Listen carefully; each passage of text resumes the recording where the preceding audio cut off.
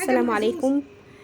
ان شاء الله النهارده هنعمل كده معاكم فطيرتين كده من البيت بربع كيلو لحمه. عملنا كده فطيرتين وعملنا غدوه كده جميله.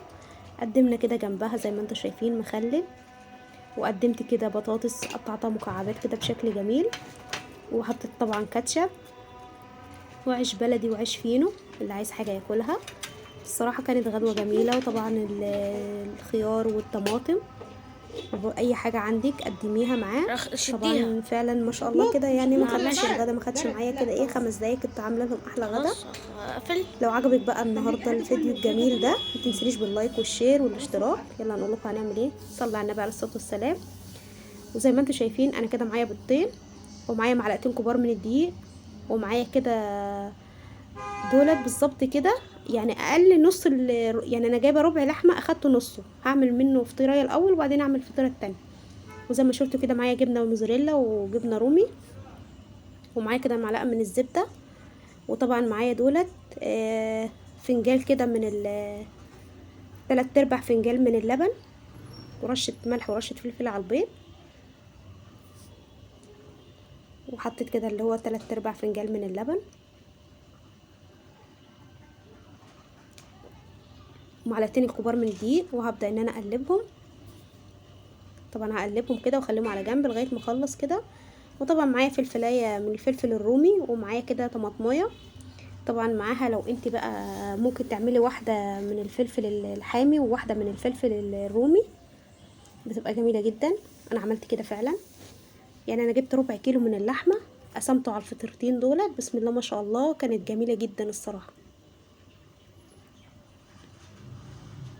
غدوه جميله كده وسهله في نفس الوقت.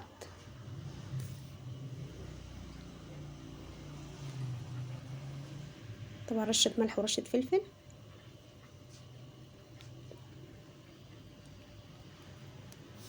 عايزه بدل الزبده تحطي معلقه سمنه، مفيش مشكله، اللي عندك اشتغلي بيه. طبعا انا هفضل وراها كده ايه اقلب فيها كده لغايه ما تاخد معايا لون كده قبل ما انزل عليها بالفلفل. طبعا ما كانش فيه وقت، وكنت خلاص عايزه احط الغدا وكده.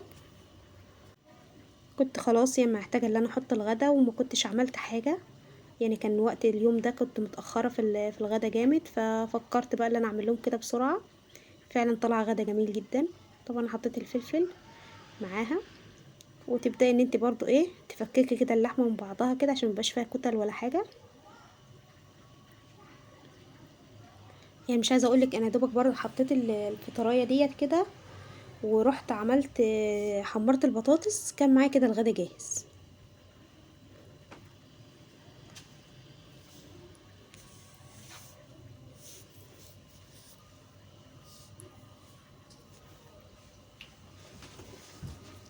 طبعا جبت كده الطماطمايه، هبدا ان انا ايه اخرط كده الطماطمايه ديت انا مقشراها عشان انا مش محتاجه فيها القشر ولا حاجه. هخرطها كده واقلبهم برضو شويه كده، اسيبهم مع بعض كده شويه.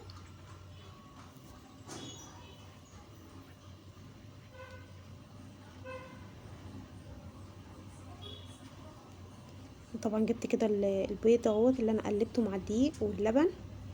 هبدا ان انا برضو ايه انا يعني عشان برضو ما يكونش فيه اي تكتلات ولا اي حاجه، بدات ان انا نزلت كده على المصفى.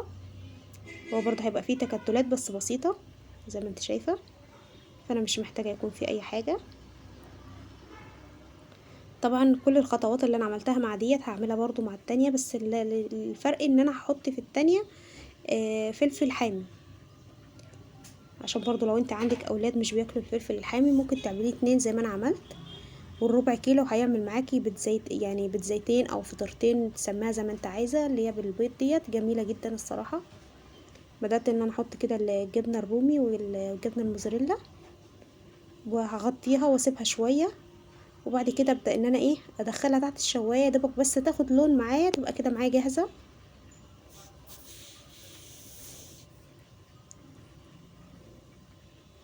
لو انت حابه تقطعي الجبنه الرومي يعني حتت اصغر من كده مفيش مشكله، واي نوع جبنه عندك هيمشي معاكي مفيش اي مشكله خالص.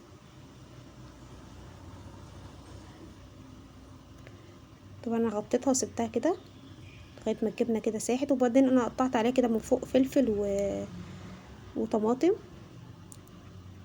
زي ما انت شايفه. نزلتها طبعا كده على الطبق. هتحطها بس انا مولعه الشوايه يا دوبك، هحطها بس تحت الشوايه كده هتاخد لون وخلاص على كده.